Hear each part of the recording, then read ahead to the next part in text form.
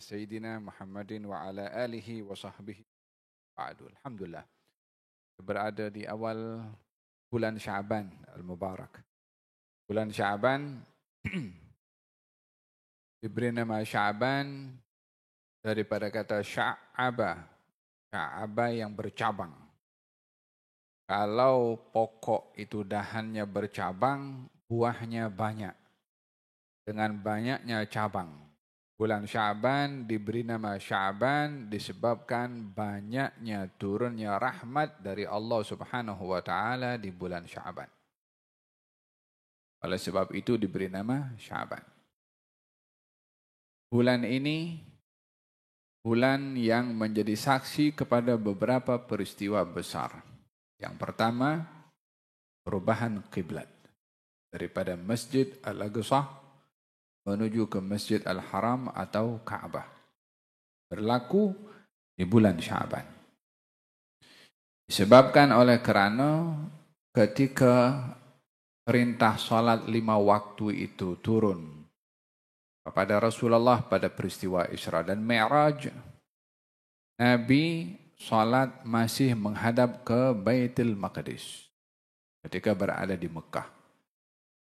Cuma posisi salatnya Nabi itu menghadap ke Ka'bah pada masa yang sama menghadap Baitul Maqdis.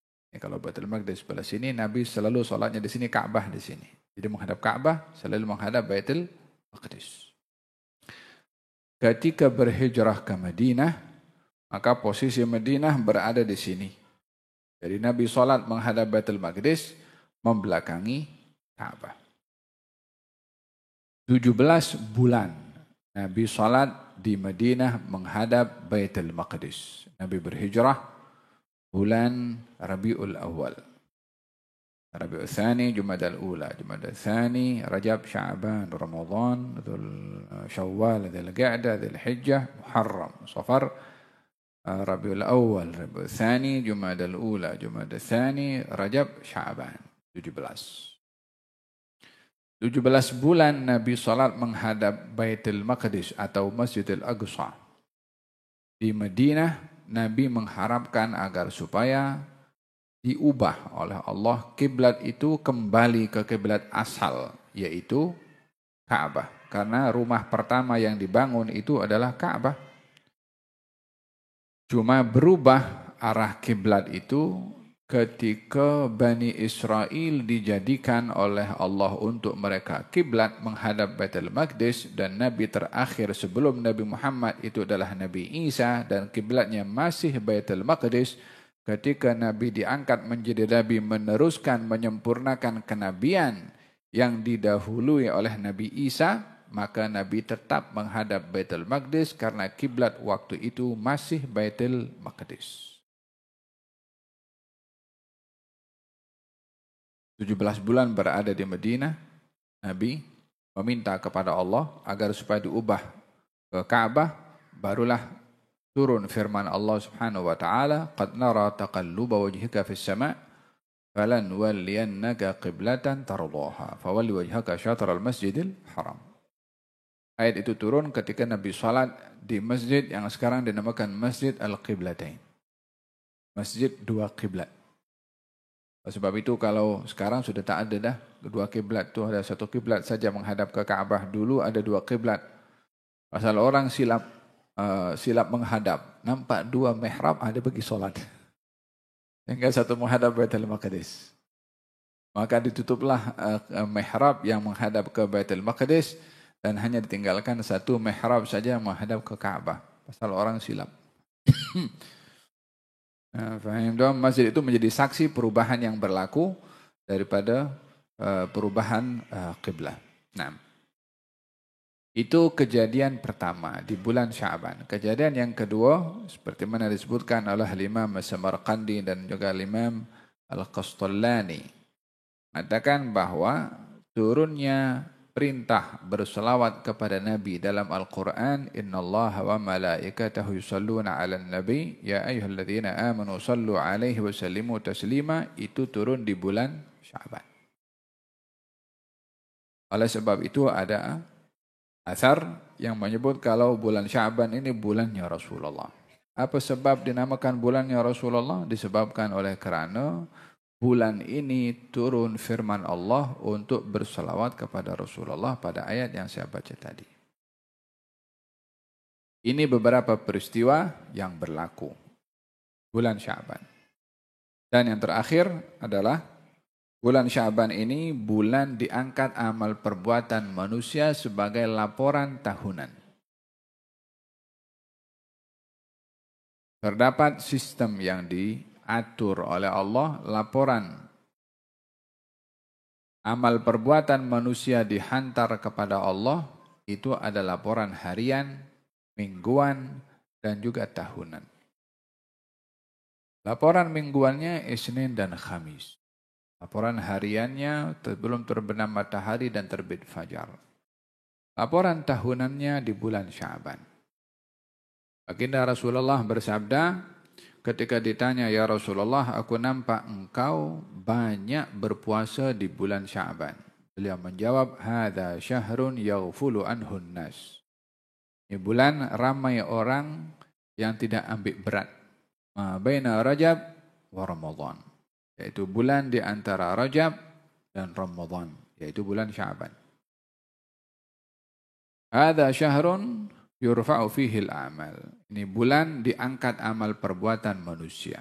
Wa uhibbu an yurfa'a amali wa ana sha'im. Dan saya ingin amal perbuatan saya diangkat sementara saya berada dalam keadaan berpuasa. Dipilihnya amal ibadah puasa oleh Nabi untuk diperbanyak di bulan Sya'ban dengan harapan agar supaya dilihat catatan amalan itu di penghujungnya adalah amal ibadah puasa, disebabkan oleh kerana di antara sekian amal ibadah yang dibalas dan diberi pahala oleh Allah, yang pahalanya tidak diketahui oleh malaikat adalah ibadah puasa. Malaikat tak tahu. Yang selainnya malaikat diberitahu. Kecuali amal ibadah puasa. Katanya, فَإِنَّهُ لِي وَأَنَا أَجْزِي بِهِ. Ibadah puasa itu adalah untuk aku, untuk Allah, dan aku yang akan balas langsung. Yakni balasannya hanya Allah yang tahu. Dipilihnya puasa itu oleh Nabi untuk diperbanyak di bulan Sya'ban kerana mengharapkan agar supaya ibadah yang disenangi oleh Allah, yaitu ibadah puasa, menjadi sebab syafaat kepada amalan-amalan yang lain yang mungkin terkurang dalam setahun, didapati di penghujung itu puasa semua. Boleh jadi sebab yang kurang-kurang itu, walaupun tak ada kurang pada amalnya Nabi, itu untuk kita, supaya menjadi sebab syafaat kepada kekurangan amal-amal yang kita lakukan sepanjang tahun. Di penghujung laporannya itu adalah banyak amal ibadah puasa. Jadi kita ambil peluang di bulan Sya'ban ini untuk kita memperbanyak berpuasa dan juga bersolawat kepada Nabi SAW. Kita teruskan surat Maryam. Allah Subhanahu wa taala berfirman, "Dzalika Isa ibn Maryam qaulal haqqil ladzi fihi yamtarun." Demikian kisah Isa putra Maryam. Qaulal haq, kisah itu kisah yang benar, yang mana mereka berselisih. Ayat membicarakan tentang kisah Nabi Isa sebelumnya yang kita sudah bahas panjang lebar. Dan setiap kali disebut dalam Al-Quran atau banyak kali disebut dalam Al-Quran, bila disebut nama Isa, itu selalunya disebutkan Isa ibn Maryam, putra Maryam. Sebagai penghormatan dan juga sebagai perlindungan kalau Nabi Isa ini adalah anak yang sah dan bukan anak haram seperti mana dituduhkan oleh sebahagian kelompok Yahudi yang menuduh Nabi Isa adalah hasil daripada zina wala'iyadzubillah, seperti mana hal itu dituduhkan oleh orang-orang Yahudi kepada Nabi Isa. Maka Al-Quranul Karim daripada awal lagi bila menyebut Nabi Isa putra Maryam, dinisbahkan nasabnya Allah Subhanahu wa taala untuk melindungi kehormatannya. Nabi Isa alaihissalam setelah diangkat oleh Allah Subhanahu wa taala, terdapat 4 kelompok yang berselisih tentang status Nabi Isa. Itulah yang dimaksudkan qaulul haqqil ladzi fihi yamtarun, yakni perkataan dan kisah yang benar tentang Isa yang dikisahkan oleh Allah dalam Al-Qur'an, namun di situ ada orang-orang yang berselisih, berbeza, ragu tentang Nabi Isa. Kita semua sedia maklum bahwasanya Allah Subhanahu wa taala mengangkat Nabi Isa dan diletakkan oleh Allah di langit yang kedua bersama dengan Nabi Yahya. Seperti mana hal ini diceritakan oleh Nabi SAW ketika Isra dan Mi'raj, aku jumpa dengan Nabi Isa bersama dengan Nabi Yahya di langit yang kedua. Kita tidak memperbahaskan macam mana naik ke langit, macam mana berada di langit, karena ini semua adalah umur ghaibiyah, hal yang gaib yang kita beriman karena yang memberitahukan adalah wahyu. Maka kita pun beriman karena hal-hal yang namanya wahyu terkait dengan hal yang gaib yang dituntut adalah iman bukan akal. Karena akal tidak dapat mengesan hakikatnya. Karena itu satu berita, daripada mana kita tahu. Kita sekarang percaya syurga itu ada. Mana buktinya? Mata pernah tengok ke? Telinga pernah mendengar ke? Tidak pernah. Tangan pernah menyentuh ke? Tidak pernah. Macam mana kita percaya? Macam mana kita tahu syurga itu ada? Allah yang beritahu, Nabi yang beritahu. Maka iman kita, kepercayaan kepada apa yang disampaikan oleh Allah dan juga Rasulnya. Dan ini yang menjadi keistimewaan kepada orang-orang yang beriman untuk percaya kepada semua hal yang gaib yang diberitahu oleh Allah dan juga oleh Rasulnya. Termasuk hal Nabi Isa alaihissalam. وَمَا قَتَلُوهُ وَمَا صَلَبُوهُ وَلَكِنْ شُبِّهَ لَهُمْ. Mereka tidak membunuh, mereka tidak meletakkan Nabi Isa pada salib, akan tetapi diserupakan oleh Allah seseorang menyerupai Nabi Isa untuk dibunuh. Ini orang lain, bukan Nabi Isa yang sebenar. Barrafa'ahu Allah, tapi Nabi Isa itu diangkat oleh Allah Subhanahu wa taala. Jadi, setelah Nabi Isa diangkat, ada golongan namanya Al-Yaqubiyah. Ada golongan namanya An-Nasturiyah. Ada golongan namanya Al-Israiliyah. Dan ada golongan namanya Al-Muslimun. Ada 4 padri bertemu satu dengan yang lain dan membicarakan tentang Nabi Isa. Siapa Nabi Isa? Satu mengatakan Nabi Isa itu Tuhan. Maka 3 ini mengatakan kamu berdusta. Nabi Isa bukan Tuhan. Ketiga ini tanya, kalau kamu bagaimana? Uskuf yang padri yang kedua. Katanya Nabi Isa ini anak Tuhan. Maka yang lain mengatakan kamu dusta. Nabi Isa bukan anak Tuhan. Yang ketiga mengatakan kalau kamu bagaimana? Tadi pertama sudah cakap, yang sudah cakap, sekarang yang ketiga bercakap. Kalau menurut kamu bagaimana? Katanya yang ketiga mengatakan Isa itu adalah salah satu daripada Tuhan. Jadi yang satu Isa itu Tuhan, yang satu kata anak Tuhan, yang satu kata salah satu daripada 2 Tuhan. Siapa lagi? Allah dan juga Nabi dan juga Siti Maryam. Itulah yang disebut oleh Allah dalam Al-Quranul Karim tentang dakwahan segolongan tentang Nabi Isa dan ibunya. Ya Isa bin Maryam, a anta qulta lin-nas ittakhiduni wa ummiya ilahaini min dunillah. Wahai Isa putra Maryam, adakah kamu mengatakan kepada kaum kamu untuk menjadikan aku, yakni Isa, dan ibu aku Siti Maryam 2 Tuhan selain daripada Allah? Yakni bersama dengan Allah jadi 3 lah. Jadi ada golongan yang mengatakan Isa itu Tuhan, ibunya Tuhan, Allah pun Tuhan. Berarti ada 3 Tuhan. Yang satu mengatakan tidak, yang Nabi Isa anaknya Tuhan. Ada unsur ketuhanan pada Nabi Isa. Tapi ibunya bukan Tuhan. Ada mengatakan Isa itu Tuhan. Ketiga-tiga ini mendustakan satu dengan yang lain. Yang keempat adalah yang mengatakan Isa itu Abdullah. yakni hamba Allah Subhanahu wa taala dan rasulnya yang diutus oleh Allah Subhanahu wa taala. Mereka adalah golongan orang-orang al-muslimun, orang-orang muslim yang beriman kepada Nabi Isa sebagai hamba Allah dan juga rasulnya. Siapa yang beriman kepada Nabi Isa sebagai hamba Allah dan rasulnya? Di antaranya adalah An-Najasyi. An-Najasyi itu beriman kepada Nabi Muhammad SAW dan dia berkeyakinan kalau Nabi Isa bukan Tuhan dan bukan anak Tuhan. Dia berkeyakinan Isa itu adalah hamba Allah dan Rasulnya. Oleh sebab itu ketika dibacakan Al-Quran oleh Ja'far bin Abi Thalib, ketika berjumpa dengan An-Najasyi, Ja'far bin Abi Thalib berhijrah ke Habasyah. Kemudian dipanggil oleh An-Najasyi. Ditanya oleh An-Najasyi tentang Rasulullah SAW. Satu demi satu. Kemudian apa yang diturunkan kepada Nabi kamu itu mengenai Isa.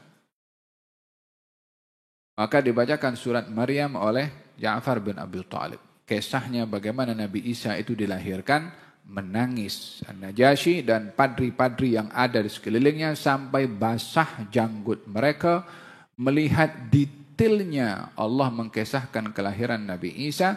Dan An-Najasyi mengakui apa yang turun kepada orang yang mengaku dirinya sebagai Nabi, yaitu Rasulullah, dan apa yang ada dalam Injil adalah keluar daripada sumber yang sama.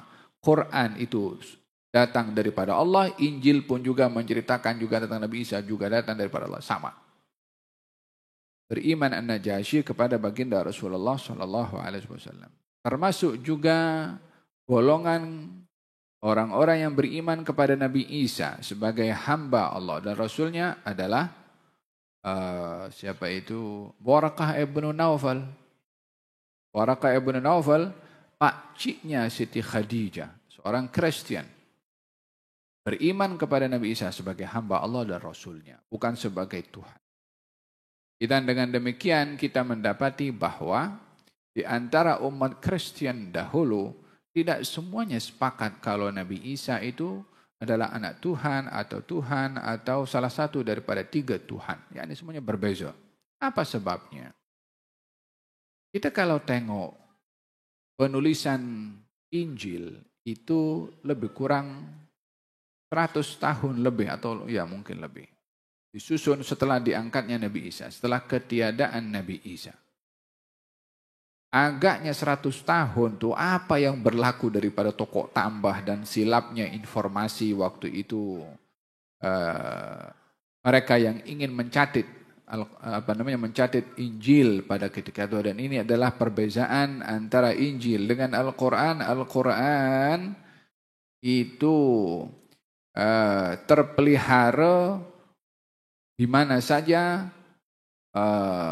Walaupun jarak zaman itu cukup jauh antara Rasulullah sebagai penerima Al-Quran dengan umat manusia sepanjang zaman. Kita sudah 1400 tahun lebih daripada turunnya Al-Quranul Karim. Quran macam tu dibaca di zaman Nabi sampai sekarang. Di Afrika dengan cara yang sama. Di Eropa bacaan yang sama.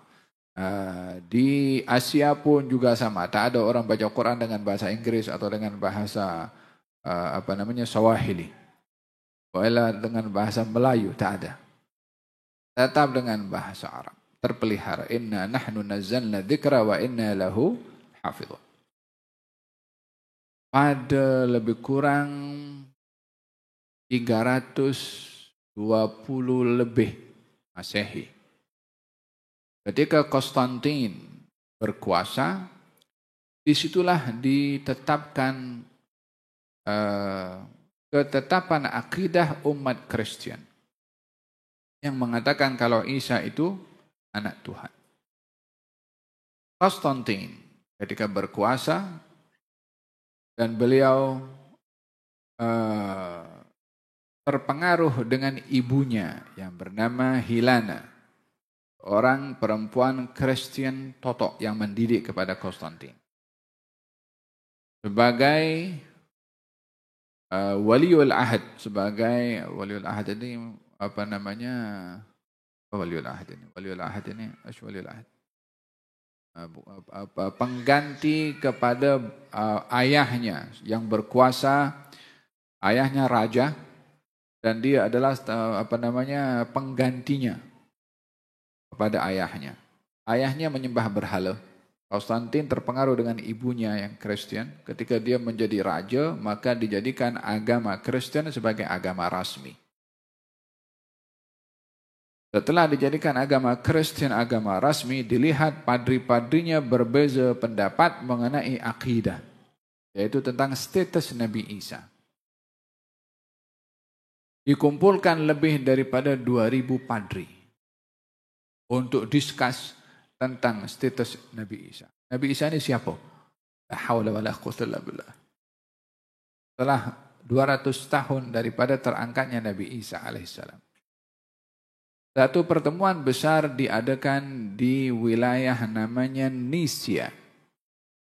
Dalam bahasa Arab Niqiyah. Di situ padri 2000 lebih ini berbincang tentang status Nabi Isa. Lebih kurang pembahasannya daripada 4 yang saya sebutkan tadi itu. Namun Konstantin cenderung untuk mengatakan Isa anak Tuhan. Maka daripada perbezaan pendapat itu dijadikan oleh Konstantin pilihan sebagai agama rasmi. Di bawah kepimpinannya berkeyakinan kalau Nabi Isa adalah anak Tuhan. Maka rasmilah pada waktu itu dibangunlah gereja-gereja dengan banyak untuk diajarkan tentang akidah Kristen yang mengatakan Isa anak Tuhan. Walaupun hal ini tidak disetujui oleh padri-padri yang lain. Padri-padri yang tidak bersetuju dianggap pembangkang. Dihukum, dipulaukan. Di antaranya seorang padri bernama Arius yang menafikan kalau Isa itu anak Tuhan. Maka dia dipulaukan, dihukum karena enggan untuk menerima arahan keputusan yang diputuskan oleh Konstantin. Alhasil, ringkas cerita, munculnya istilah anak Tuhan itu adalah setelah sekian lama Nabi Isa diangkat oleh Allah Subhanahu wa taala. Dzalika atau qaulul haqq alladzi fihi yamtarun. Dzalika Isa bin Maryam qaulul haqq alladzi fihi yamtarun. Ma kana lillahi an yattakhidha min waladin subhanahu. Idza qada amran fa innama yaqulu lahu kun fayakun. Tidaklah Allah itu memerlukan untuk menjadikan untuk dirinya anak. Untuk apa Allah perlu dinisbahkan kepadanya anak? Orang-orang kafir Mekah mengatakan Allah ini ada anak perempuan. Siapa anak perempuannya Allah? Malaikat. Daripada mana dia dapat itu? Mimpi apa dia orang itu? Perempuan atau malaikat di awalnya sudah malaikat diberikan jantina. Mereka tengok tidak, jumpa tidak, komunikasi tidak. Apa dalam pikirannya? Demikian itu kalau otak seseorang itu diracuni, dihantui oleh ideologi yang diilhamkan oleh syaitan, dia boleh berkeyakinan kepada perkara yang batil dan dianggap itu perkara yang hak. Macam zaman kita sekarang ini. Ideologi perkahwinan sama, sejenis mithliyah, laki dengan laki, perempuan dengan perempuan, kebebasan, kepala otak di kebebasan. Kalau kebebasan orang boleh kawin dengan kambing, boleh kawin dengan kalau dengan dasar kebebasan mutlak seperti itu. Bertentangan dengan akal pikiran waras, bertentangan dengan fitrah, bertentangan dengan segala-galanya. Tapi diperjuangkan. Ada dananya. Ada yang memonitor. Ada yang mempengaruhi. Karo, fulan, kena terima, kena buka, kebebasan. Itu pemikiran yang terbalik. Ya, kita tidak perlu untuk merasa hairan karena di akhir zaman benda-benda pelik akan muncul. Yang lebih pelik pun akan muncul nanti. Kal fil hadis, kata Nabi SAW.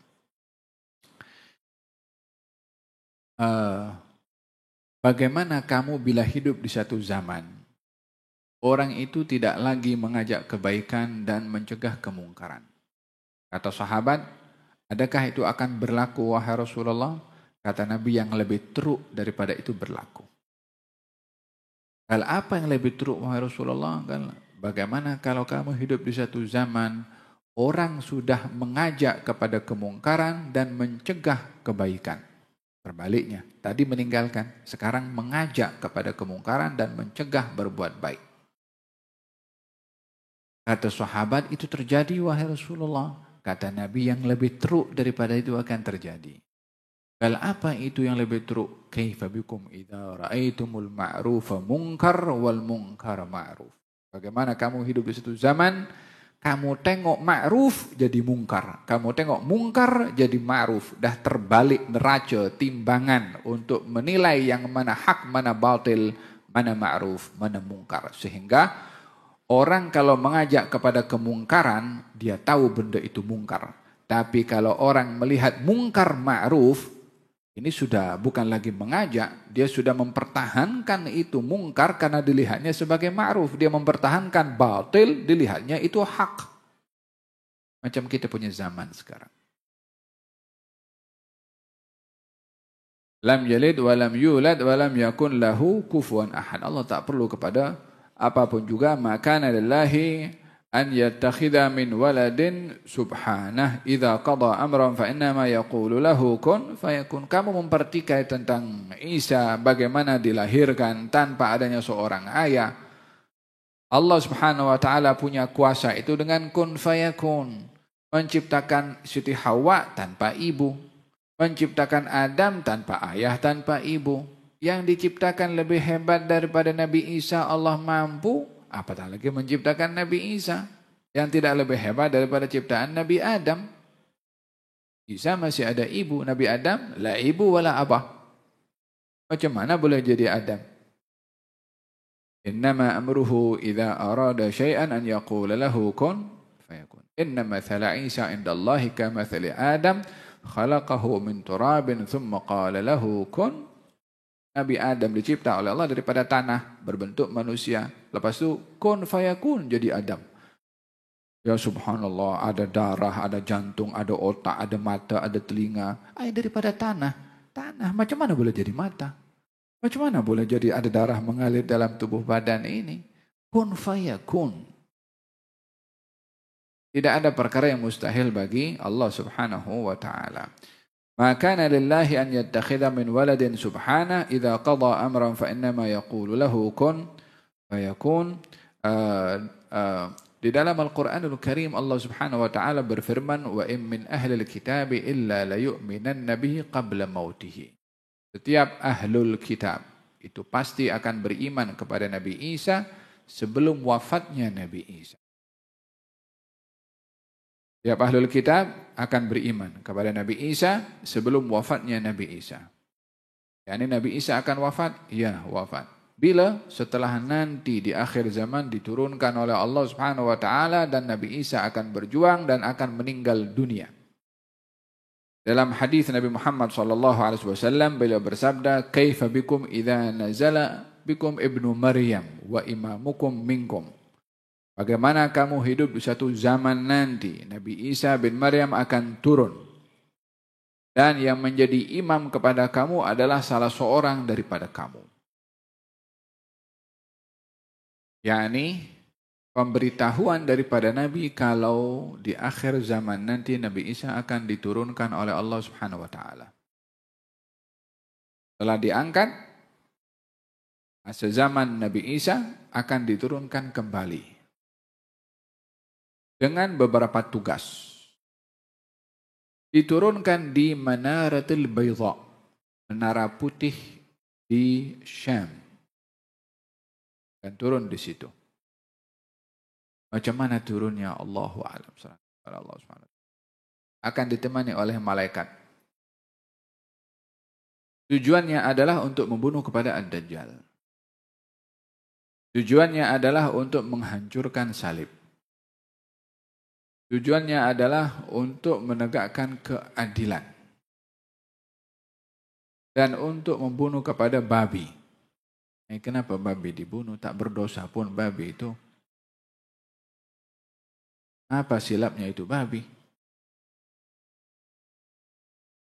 Mungkin orang akan bertanya seperti itu.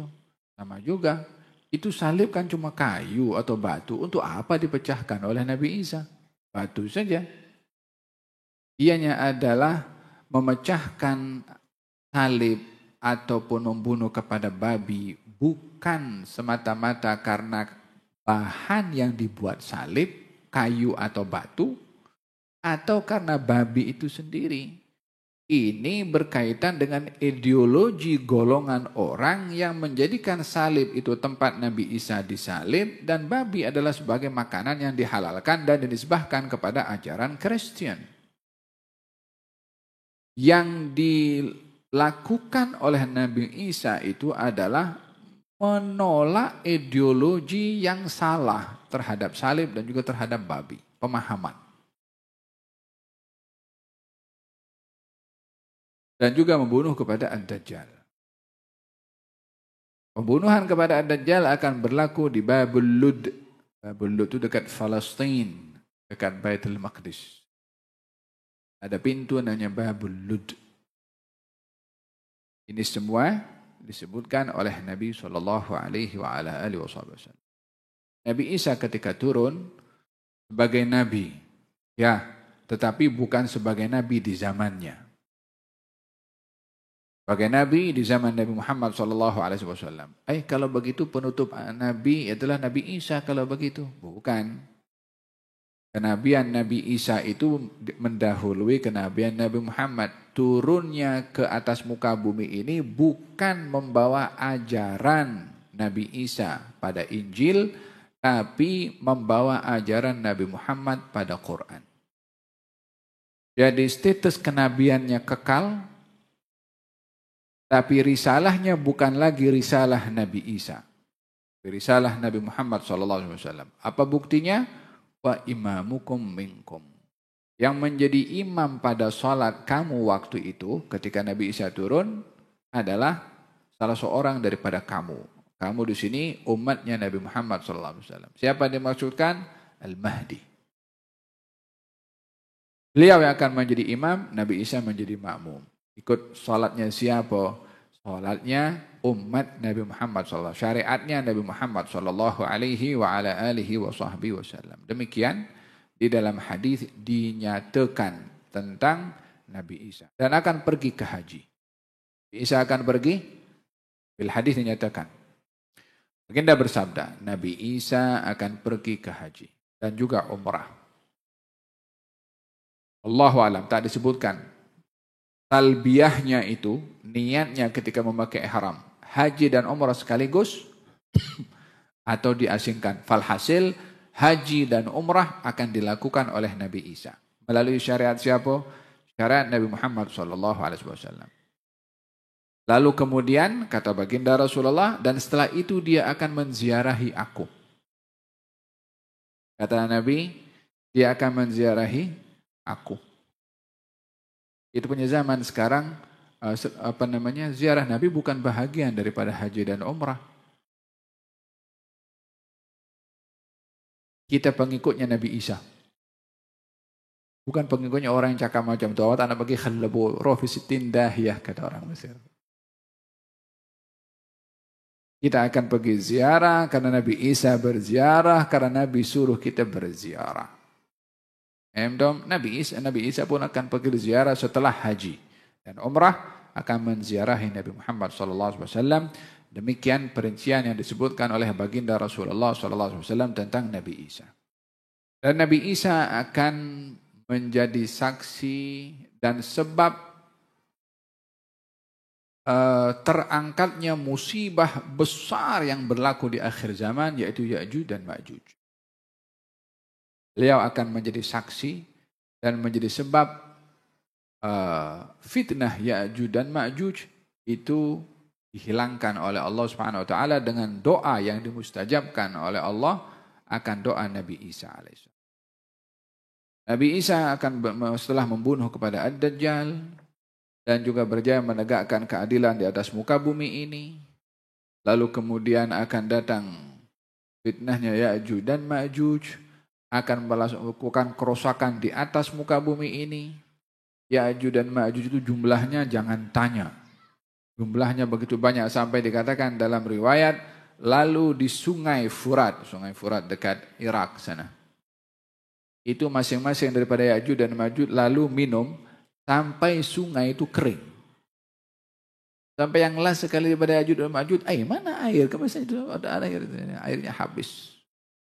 Tidak ada apapun kecuali akan dirosakkan oleh Ya'juj dan Ma'juj. Sehingga umat manusia dibawa oleh Nabi Isa alaihissalam untuk melarikan diri daripada kekejaman Ya'juj dan Ma'juj, pergi ke lereng ke atas bukit dan bermunajat kepada Allah Subhanahu wa taala, dihantarkan oleh Allah Subhanahu wa taala tentera Allah untuk mematikan Ya'juj dan Ma'juj. Sehingga mereka ini mayatnya bergelimpangan di setiap tempat dan menjadi makanan kepada binatang buas, sehingga semua binatang buas gemuk, kenyang, kalau jumpa orang tak kacau dah. Karena dah kenyang dengan memakan bangkainya Ya'juj dan Ma'juj. Dan dipenuhi dengan bau busuk karena bangkai tersebut. Nabi Isa berdoa sekali lagi kepada Allah, diturunkan hujan oleh Allah yang lebat, bangkai semua dibawa sampai ke lautan menjadi subur. Kembali bumi ini dan tumbuh-tumbuhan hijau. Pada saat itu dimatikan oleh Allah Nabi Isa dan semua orang-orang yang beriman, sehingga tidak ada di atas muka bumi ini orang yang menyebut nama Allah.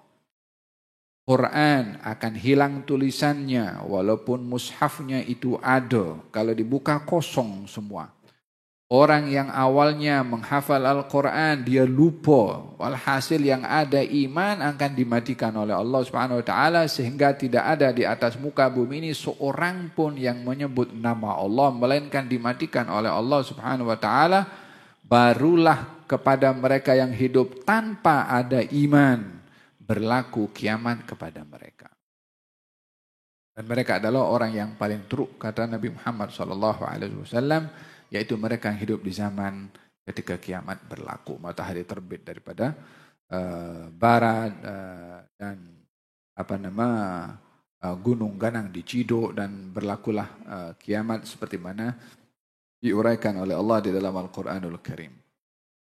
Ada berkenaan dengan Nabi Isa alaihissalam. Wa inna allaha rabbi wa rabbukum fa'buduh hadha suratun mustaqim. Sesungguhnya Allah adalah Tuhan kami, Tuhan aku, warabbukum, dan Tuhan kamu, bukan Isa, bukan Siti Maryam, tiada Tuhan selain Allah Subhanahu wa taala. Jangan mendustakan kepada Allah dengan menjadikan Isa anak Tuhan atau salah satu daripada 3 Tuhan. Demikian ibunya. Jalan yang benar, jalan yang lurus adalah Allah adalah Tuhan. Bagi aku, bagi bagi Nabi Muhammad, bagi Nabi Isa, bagi seluruh manusia, dan untuk kamu juga Tuhan kamu semua, fa'buduh, sembahlah dia, yakni Allah. Hadza suratun mustaqim. Fakhtalafal ahzab min bainihim fawailul lil ladzina kafaru min mashhadi yaumin azim. Maka berbeza pendapat orang-orang pengikut Nabi Isa. Berbeza pendapat mengenai Nabi Isa sebagaimana 4 golongan yang saya sebutkan tadi. Allah berfirman, fawailul lil ladzina kafaru min mashhadi yaumin azim, celaka kepada orang-orang kafir yang menisbahkan kepada Nabi Isa bukan yang ada pada Nabi Isa sebagai anak Tuhan, sebagai Tuhan, dan selain-lainnya. Tuhmahan yang batil kepada Nabi Isa. Allah berfirman, celaka kepada mereka akan apa yang akan mereka terima nasibnya nanti di hari kiamat daripada azab Allah. Asmi' bihim wa absir yawma ya'tunana. Mereka akan mendengar, mereka akan melihat kebatilan yang mereka pegang di dunia tentang Nabi Isa ketika mereka datang kepada kami. Nanti di hari kiamat maksudnya. Lakin adh-dhalimuna al-yawma fi dhalalin mubin. Orang-orang yang zalim itu berada dalam kesesatan yang nyata. Wa andirhum yawmal hasrati idh qudiyal amru fi ghaflatin wa hum la yu'minun. Dan berikan peringatan kepada mereka, wahai Rasulullah Muhammad, tentang orang-orang yang menuduh kepada Nabi Isa dengan macam-macam tuduhan, atau orang-orang kafir yang menisbahkan kepada Allah bukan yang ada pada Allah Subhanahu wa taala. Maka diingatkan oleh Nabi SAW kepada mereka akan hari hasrah, yaumal hasrah. Apa itu hasrah? Hari penyesalan. Hari penyesalan. Apa yang dimaksudkan hari penyesalan? Dan nanti di hari kiamat, dalam hadis Nabi Muhammad SAW, di hari kiamat nanti orang akan dimasukkan surga dan orang akan dimasukkan neraka. Bagi mereka yang masih berada di neraka daripada golongan orang-orang beriman, bila selesai prosesnya dalam neraka, mereka akan dikeluarkan untuk masuk dalam surga. Sehingga tidak ada lagi orang yang akan dikeluarkan daripada neraka untuk masuk surga. Pada waktu itu, diambil oleh Allah satu makhluk. Ditanya kepada penghuni surga, wahai penghuni surga, tahukah kamu apa ini? Mereka diberitahu kalau wujud makhluk itu adalah kematian. Lalu dipanggil ahli neraka, wahai ahli neraka, tahukah apa ini? Ahli neraka setelah diberitahu kalau itu adalah kematian, mereka mengatakan itu adalah kematian. Maka makhluk itu seakan-akan disembelih untuk dimatikan, mati itu pun akan merasakan kematian. Maknanya tiada lagi kematian bagi ahli surga, tiada lagi kematian pada ahli neraka. Disitulah ahli neraka menyesal yang tidak dapat digambarkan penyesalannya, karena mereka kalau masih ada kematian, kalau dalam neraka kena seksa boleh mati, lebih baik mati dalam neraka, kena seksa, selepas itu tak ada lagi merasakan kesakitan. Tapi karena kematian itu sudah dimatikan, maka tiada lagi kematian kepada mereka yang berada dalam syurga ataupun dalam neraka. Yang ada dalam syurga gembira luar biasa, yang berada di dalam neraka menyesal luar biasa. Pada waktu itu ditutup pintu syurga, ditutup pintu neraka. Dikatakan kepada ahli syurga, ya ahlal jannah, wahai penghuni syurga, kekallah kamu di dalamnya, tiada lagi kematian bagi kamu. Wahai penghuni neraka, kekallah kamu berada di dalamnya, tiada kematian bagi kamu. Semoga kita termasuk daripada penghuni syurga. Ya Rabbal Alamin, amin ya Rabbal Alamin, amin ya Rabbal Alamin.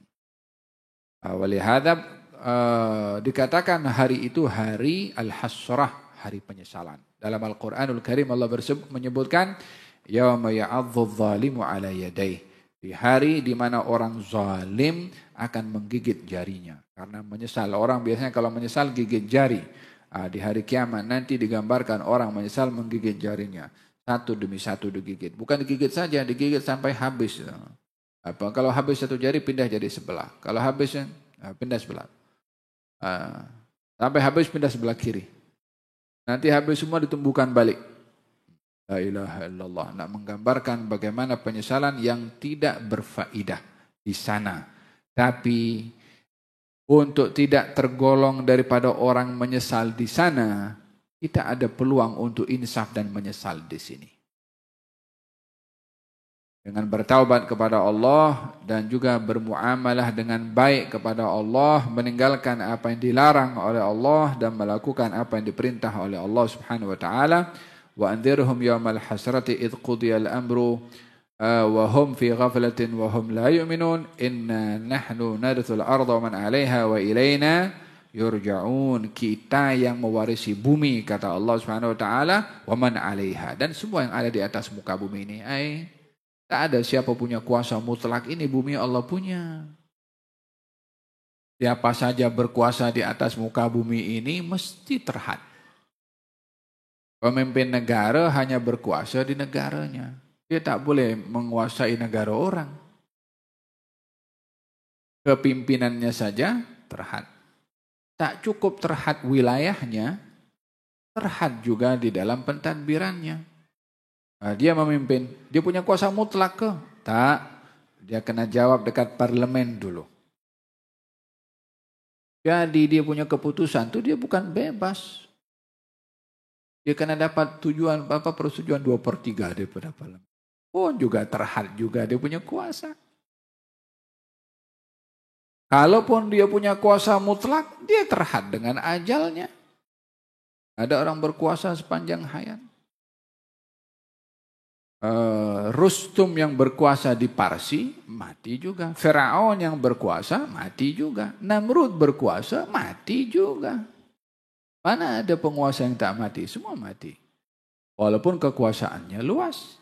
Jadi Tidak ada orang waras berpikir bahwasanya yang punya bumi, yang mentadbir bumi ini dia. Tidak ada. Orang tidak waras berpikir demikian. Allah berfirman, "Inna nahnu narithul arda." Kita yang mewarisi bumi. Kita ini generasi keberapa sekarang ini? Adakah kita akan kekal di atas muka bumi ini? Seperti mana kita ini mewarisi generasi sebelum kita. Yang akan datang akan menggantikan kita. Kita sudah tidak ada lagi. Yang kekal menjaga ini siapa?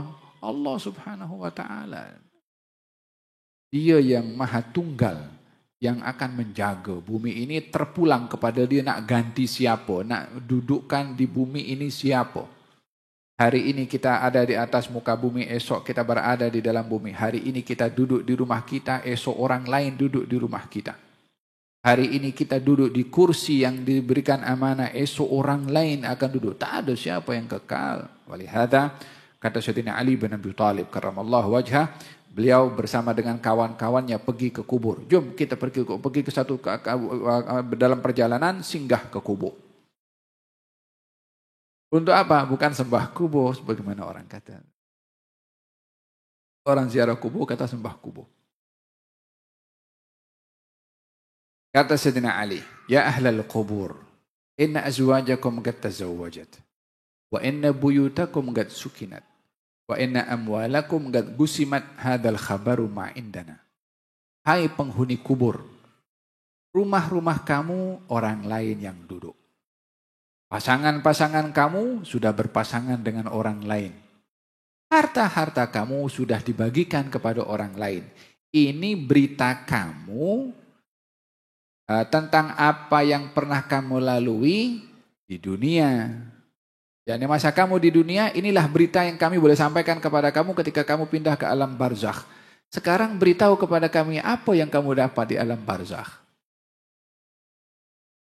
Sayyidina Ali bertanya, bukan ingin mereka bangkit jawab semua pada cabut lari juga. Nak bagi tahu kepada yang hidup nih, ini yang di dalam kubur nih dulu macam kita di atas, sekarang ada di dalam.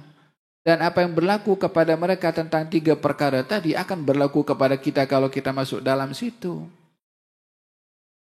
Jadi itu pengajaran life yang ditunjuk oleh Sayyidina Ali kepada kawan-kawannya tentang hakikat kehidupan. Inna nahnu narithul arda. Kita yang mewarisi, yani Allah Subhanahu wa taala akan mewarisi bumi wa man 'alaiha, dan semua yang ada di atas muka bumi. Semua ditadbir oleh Allah Subhanahu wa taala, ikut dia punya kehendak. Yu'til mulka man yasha, akan diberikan kerajaan kepada siapa dikehendaki, akan diambil oleh Allah daripada siapa dikehendaki. Akan mengangkat orang yang dikehendaki, akan menghina orang yang dikehendaki. Terpulang kepada dia, ini dia punya. Wa ilaina yurja'un, kepada kami kamu semua akan kembali. Yang firman Allah Subhanahu wa taala, semoga kembalinya kita kepada Allah dalam keadaan yang terbaik. Ya Rabbal Alamin. Husnul khatimah insyaallah. Setelah diberikan panjang umur oleh Allah, diberikan sehat wal afiah, dan mudah-mudahan kubur kita bahagian daripada taman-taman syurga. Mudah-mudahan tempat perjalanan kita menuju kembali kepada Allah melalui alam barzakh adalah tempat yang lebih nikmat daripada rumah kita, daripada pekerjaan kita, daripada jawatan kita, daripada harta kita, daripada apapun yang kita miliki, daripada keduniaan. Mudah-mudahan nikmat di alam barzakh itu diberikan oleh Allah Subhanahu wa taala yang mengalahkan segala kenikmatan yang ada di atas muka bumi, dengan amal soleh kita, dengan zikir kita, dengan puasa kita, dengan menghadiri majelis ilmu kita, dengan membaca Quran kita, dengan bertafakkur akan Al-Quranul Karim, dengan berbuat ihsan kepada orang. Itu yang menjadi penyejuk dan nikmat di alam barzakh dan juga di akhirat. Semoga kita termasuk daripada golongan orang-orang yang diberikan oleh Allah husnul khatimah ba'da umrin tawil wa halin jamil ma'as sabat tamkin ya arhamar rahimin. Sallallahu ala sayyidina Muhammadin wa ala alihi wa sahbihi wa sallam walhamdulillahi rabbil alamin. Bismillahirrahmanirrahim.